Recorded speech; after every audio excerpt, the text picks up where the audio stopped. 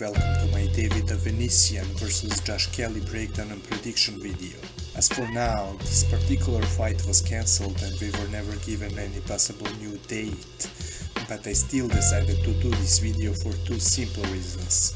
First one being that I would still be able to use it as a part of my so-called library of fighter styles and would be able to go back to it before their future fights. Second one being that it would not be impossible for this fight to happen somewhere down the road after all. I look at David Avanesyan, who is a switch hitter but fights from the orthodox stance for the most part, as a short-range volume fighter and an aggressive counterpuncher, while Josh Kelly is of course a counterpuncher. Kelly's fighting style is built upon his reflexes, fast twitch muscle, distance control and head movement. He is 26 years old and this was definitely supposed to be his biggest fight up to date. Meanwhile, Avanesyan has much more professional experience than him. For those who don't know me, I'm regularly doing the breakdowns and predictions and recreating the moves of the past and present boxers. So if these are the things you are looking for, I'll appreciate you subscribing and hitting the like button. You can find the link for the playlist of my breakdowns and predictions for the upcoming fights in the description, in the pinned comment or at the end of the video. David Avanesyan uses a lot of typical Soviet body feints by changing his level by dropping his shoulders and immediately coming up with a straight punch upstairs. His best weapon are probably his uppercuts in my opinion, mainly the right one, as he uses it as often as possible on the inside and it is a beautiful punch.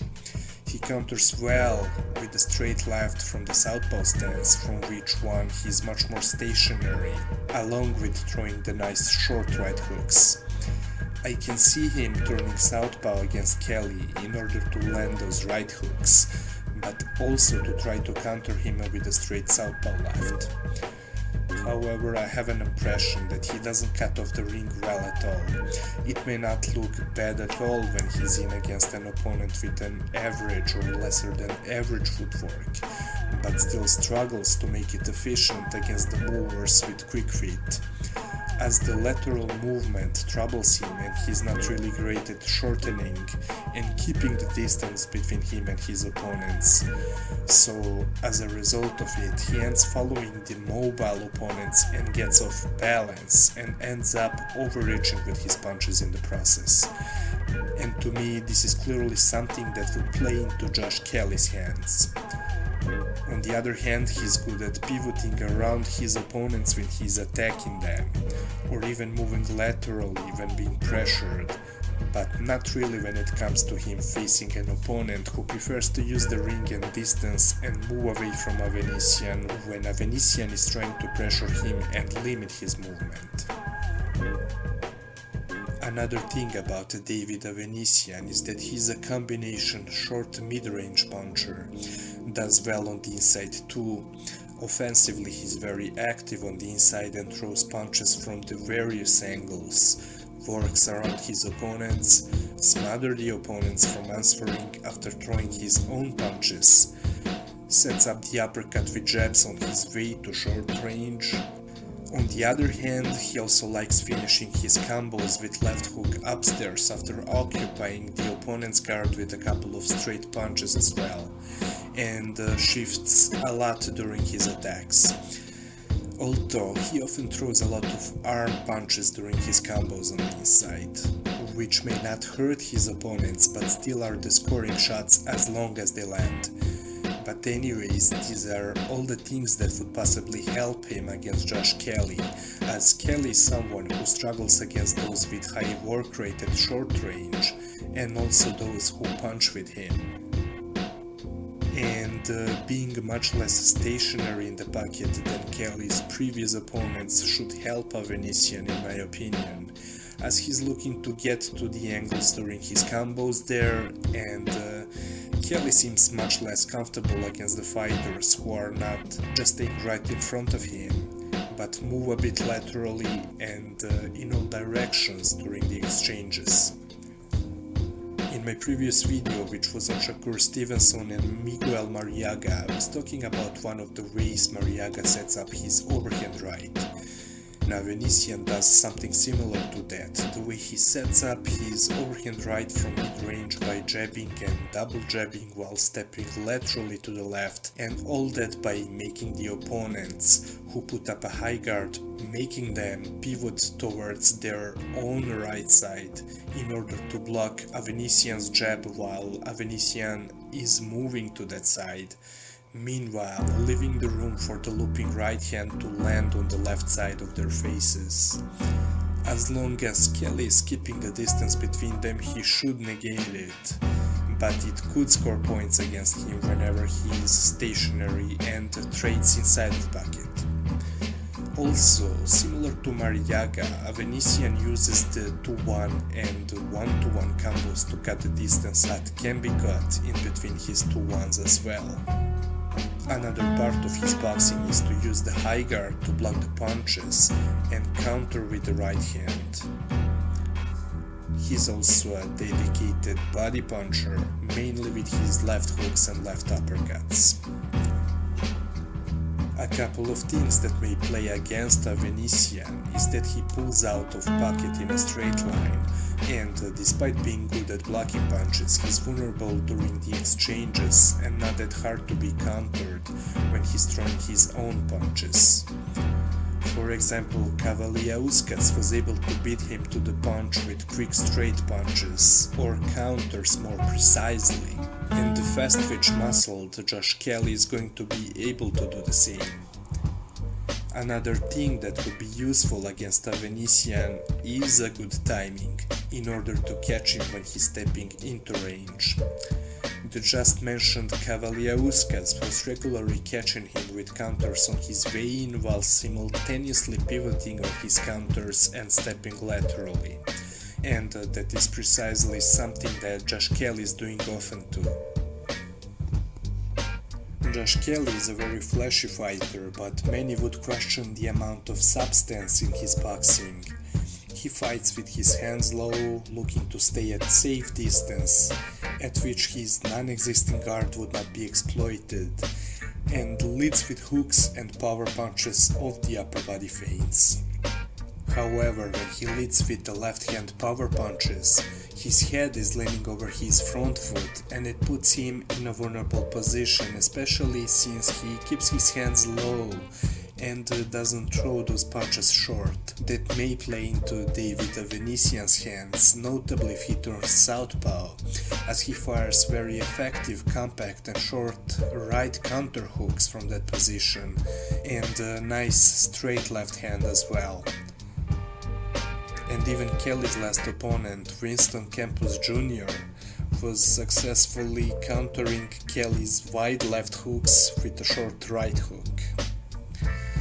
The other of his characteristics are keeping the distance and waiting for the opponent to step into his range in order to counter them. So far he was being successful doing it against his previous opponents, but being that he's often getting off balance with his counters and overreaching with his straight and overhand counters, and also tends to make his hooks too long, in a sense that they go past his opposite shoulder, it means that those who intentionally make him counter in order to counter his counters would catch him off balance. Despite often pulling back in a straight line himself, he counters with 2-1s, jumping forward with a jab on his opponents, pulling back in a straight line. And that's exactly the same thing Avanesyan does as well. So I can see both of them exploiting this exact same tendency that both of them have, and it is going to be interesting to me to see who between them is going to have more success with it. Due to Kelly backing up in a straight line, Winston Campos was able to catch him with a double southpaw jab going forward towards Kelly, while Kelly was retreating in a straight line. But at the same time, David Avanesyan would have to be aware of the possible check hooks coming from Kelly. Further speaking of Kelly's footwork, he often tries to cut the angles behind the feints only. without doing it behind the jab or the other throwaway punches instead, and those moves of his are easily nullified by stepping out of his range. At the same time, he has quicker feet than Avanesyan, who has problems closing the distance against the movers who are looking to keep him at bay, and this fits Kelly's style. Kelly also likes to slip inside on the straight punches and counter with the uppercuts to the body. On the other hand, there's a big number of opportunities to score a lot of points with body shots on Kelly himself, or possibly hurt him to the body when he's standing in front of his opponents or trading with them. Another tool in his offensive arsenal and the way he tends to set traps is that he circles laterally while always keeping distance and sets traps for the left hook by circling to either his left or right side before suddenly jumping in with a leaping left hook. Although I must say that I've seen him getting caught by the short, straight right hands when he was leading with those left hooks, as they tend to be a bit wide. To me, two things that are disturbing him the most are the volume punching and also punching with him. Volume on the inside without really allowing Kelly to fight at a lower pace, to think in there and really choose when he's going to engage and disengage can definitely trouble him. It could be seen in his fights against Winston Campos Jr. and in a tough fight he had against Ray Robinson. Not only that Robinson was giving him trouble when pressuring him with volume punching, but on top of that, after Kelly was slipping Ray Robinson's attacks or combos with the use of head movement, Kelly was looking to get out of range by using the lateral movement, with his hands low as always, believing Robinson stopped throwing his punches and won't throw anymore, but was constantly getting caught by his hooks instead. His right hooks. So you get the idea of how not only the volume but also throwing punches at him at the moments he's looking to be allowed to disengage freely at his own will has been troubling him. And that's something that I've seen Avanesyan doing against his previous opponents. However, I would not be surprised if we see Josh Kelly using the basics at some point of the fight by putting on a high guard and using his jab, just like he started doing in the later rounds of his last fight against Winston Campos.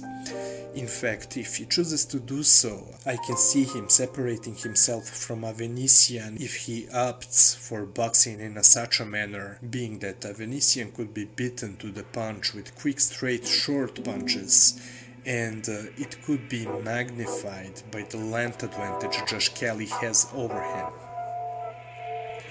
The prediction time.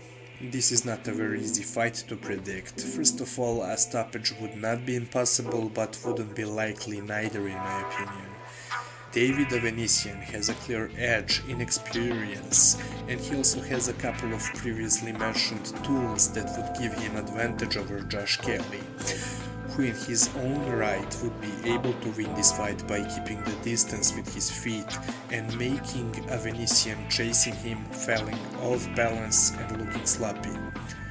Overall, I'd slightly favor David Avanesyan to be the better man in the ring, and if not beat Josh Kelly to the punch, to at least outwork him. But one of the reasons the official result of the fight is hard to predict for me, beside of course Josh Kelly possessing his own advantages over David Avanesyan, would be that Kelly is a younger and a rising fighter, having a longer career in front of him, and with that also having a bigger earning potential for the promoter and the networks associated with him, while Avanesyan was never a big name and is already in his 30s.